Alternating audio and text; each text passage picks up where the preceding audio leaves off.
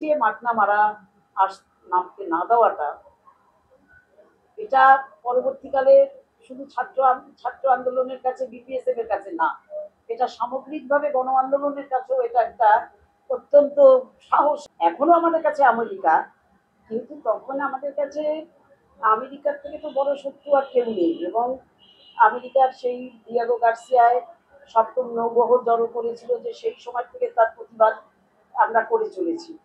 তারপরে এই পিএলএফটি, যেটা আমাদের এখানে বব এটা আসতো সেটা। তারপরে হচ্ছে ফোর্ড ফাউন্ডেশন বলে, ওরা এখানটাতে এডুকেশন সিস্টেমটাকে আমাদের ধ্বংস করার ক্ষেত্রে একটা প্রক্রিয়াকে শুরু করেছিল। এই সব কিছুর বিরুদ্ধে তো আমাদের একটা প্রতিবাদ আমার সেখানটাতে রয়েছে। আর আমেরিকা ভিয়েতনামের উপরে যে আক্রমণ চালাচ্ছে, প্রতি মানে বছর 20শে জুলাই আমরা ভিয়েতনাম ডে করতাম, যে সেই সময় ওই ভিয়েতনামের উপরে আক্রমণের জন্য লাগাতার প্রোগ্রাম চলতো আমাদের। আর সব সময় বৃষ্টির সময়, আর এই বৃষ্টির সময় বৃষ্টি ভিজে বিশাল বিশাল ছাত্র জমায়েত হতো। আমেরিকার ভিয়েতনাম থেকে হাত ওঠাও, তখন এই ইউসিসের সামনেটাতে লাইব্রেরি, যেটা আমেরিকান, ওখানটাতে লাগাতার আমাদের অবস্থান চলেছে ওখানটাতে।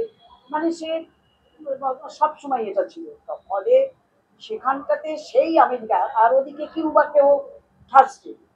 সেই রকম একটা অবস্থাতে সেই আমেরিকার বিশ্ব ব্যাংকের চেয়ারম্যান সে নামবে কলকাতার এয়ারপোর্টে, এটা একটা মানে দারুণ একটা চিরমির করে ওঠার মতন একটা খবর তখন। ফলে এটা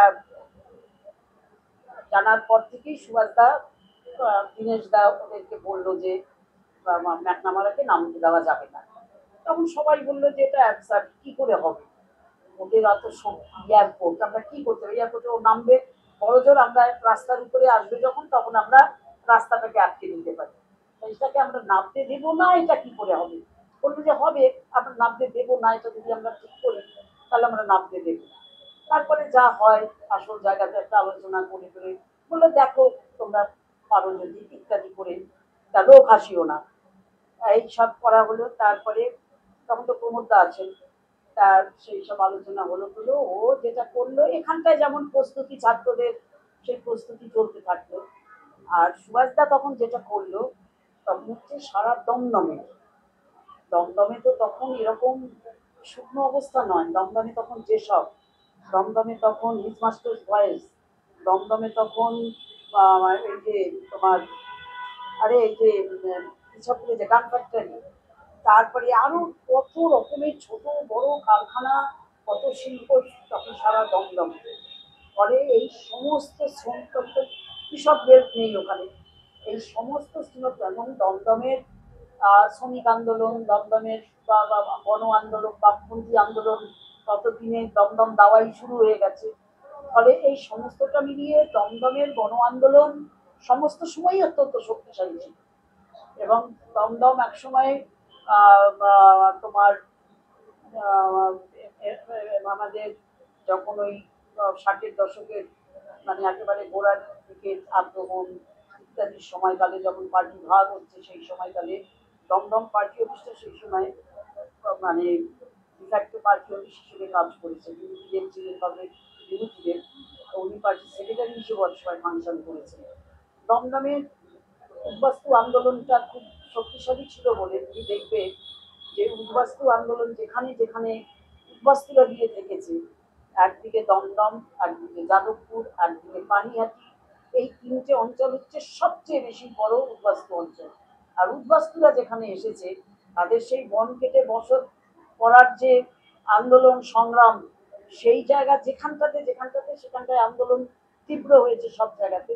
ফলে এই মানুষগুলোকে একদিকে কলে কারখানায়, আর একদিকে হচ্ছে এই কলোনি অঞ্চলগুলোতে, যে কলোনি কমিটিগুলো, তাদেরকে, তখন তো যুব আন্দোলন এভাবে যুব সংগঠন তৈরি হয়নি, ছাত্রদের সাথে যুবরা, কেউ শ্রমজীবী, কেউ এইভাবেই ছড়ানো রয়েছে তারা। সেই জায়গাটাকে তাদেরকে একত্রিত করা, মানে একটা প্রচন্ড পরিশ্রম, প্রচন্ড জিদ নিয়ে ছাত্র সংগঠন নামলো তখন সেই সময়টাতে। বিমানদা, শ্যামলদা, দীনেশ দা, ওরা ওখানটাতে গিয়ে গিয়ে এক একটা শ্রমিক মহল্লাগুলিতে বসা হতো, একেবারে একটা এই প্রোগ্রামটাকে করার জন্য তোমার একটা লাগাতার ভাবে তাদের সাথে সেখানটাতে নিজেদেরকে একত্র করে নিয়েই ছাত্ররা সামনে ছাত্ররা, কিন্তু এদের সমর্থন না হলে এটা করা যাবে না। এই কারণে ফলে যেদিনকে ঘটনা আগে থাকতে সব ঠিক হয়ে রইল, যেদিনকার ঘটনা সেদিন তো ওই যশোর রোড, তখন তো অবস্থাটা এরকম ছিল না, 2 নম্বর গেট যেটাকে বলে এয়ারপোর্টে ঢোকার একটু অন্যরকম ছিল। ওই সমস্ত অঞ্চল ছাত্রদের সারা মানে জেলার থেকে ওপার বাংলা থেকে বোধ হয় না, এপার বাংলার ছেলেপিলেরা সব এসে গেছে একদম সেখানটাতে থই থই করছে। শ্রমিকরা যেমন দমদমের শ্রমিকরা ছিল, তেমনি কি জয়ের শ্রমিকরা, তেমনি কি অন্যরা বসেছিল। আর সমস্ত শ্রমজীবী মানুষকে একটা করা হয়েছে এই ওখানটাতে, এবং তার ফলে ওখানে সব জড়ো হয়ে আছে। কিন্তু এয়ারপোর্ট তো কোথায়, ট্রেন তো নামবে সেই ইয়েতে, তার কি করা হবে। এইখানটায় যখন মিটিং টিটিং চলছে, জমায়েত এই চলছে, সুভাষদা একটা বিশাল চাঙ্গে নিয়ে, কয়েকশোকে নিয়ে সুভাষদা একদম সোজা চলে গেছে এয়ারপোর্টের একেবারে ভেতরে ঢুকে গেছে তোমার ইয়েতে, মানে রানওয়েতে, একদম পুরো রানওয়েতে ঢুকে গিয়ে সেইখানটাতে ইতস্তত ছড়িয়ে, তখন তো ওরা ভাবতেও পারেনি এটা। ফলে পুলিশের সেই অ্যারেঞ্জমেন্ট নেই, এটা নেই যে ওরা ওই রানওয়ের থেকে এদেরকে, রানওয়ের থেকে সরালি কি হচ্ছে, এদিক থেকে করছে ওদিকটায় যাচ্ছে, ওদিকে প্লেন নামার মতন কোনো জায়গা তখন ছিল না। তারপরে পুলিশ এসছে, পুলিশ প্রথমে লাঠিচার্জ, তারপরে টিয়ার গ্যাস, পরে বন্দুক চালায় এবং ছত্রভঙ্গ করে দেয়। ওই মানে এদিকে তো ছত্রভঙ্গ করেই, মানে যশোর রোড এয়ারপোর্টের যে সীমানাগুলো এখানে তো ছত্রভঙ্গ করেই, আর রানওয়ের দিকের যে জায়গাটা সেখানটাতে ওরা লাঠিচার্জ করে ছত্রভঙ্গ করে দেয়। দিলেও ও নামতে পারেনি, ততক্ষণ তো ট্রেন চলে গেছে। আর সেটা আমরা তখন জানিও না, সেটা আমরা পরে জেনেছি কি নামিনি আর আমাদের তখন জানার মতন অবস্থা নাই। তখন চাচা আপন বাঁচা, তখন পুলিশ লাঠি চার্জ করছে, তারপরে গুলি ছুটছে, এবং আমাদের ওই মানে কলোনি অঞ্চলের মধ্যে বাঁচার জন্য সব ঢুকে গেছে। তো ওখানটাতে সমস্ত বাড়ি বাড়ি লাঠি চার্জ করেছে পুলিশ, বাড়িঘর ভেঙে দিয়েছে। 1 নম্বর মতিলাল কলোনি, 2 নম্বর মতিলাল কলোনি, কমলাপুর, এই তিনটে একেবারে যতটা দূর পর্যন্ত ওরা ভেতরে ঢুকে গেছে।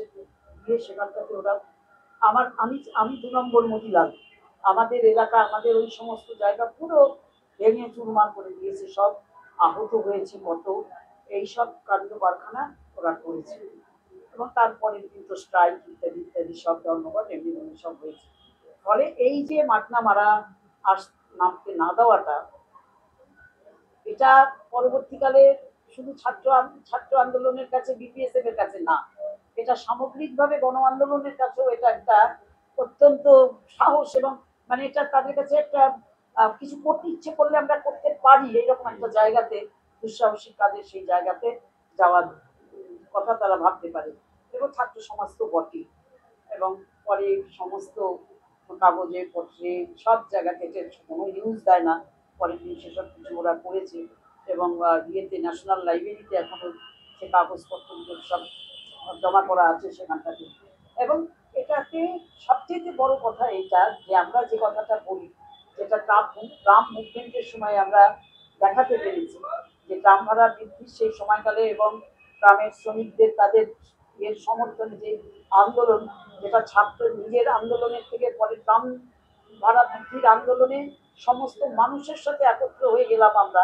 কলকাতা এবং উত্তর 24 পরগনা, হাওড়া, যেখানটাতে ট্রাম চলে, ঠিক ট্রামে একই ব্যাপার ঘটেছে, একই জিনিস। বিমানদা চলে গেছে, তখন তো ট্রাম ভাড়া মুভমেন্টের সময় তো শ্যামলদা সুভাষদা ছেলে, সেই সময়টাতে বিমানদা বাইরে, আমরা কয়েকজন বাইরে, সেই সময়তে বিমানদা সেই কোথায় উত্তর 24 পরগনা নিউ বারাকপুরে গিয়ে রাত্রেবেলা সেখানটায় আমরা মিটিং করছি যে কি করা হবে আমাদের।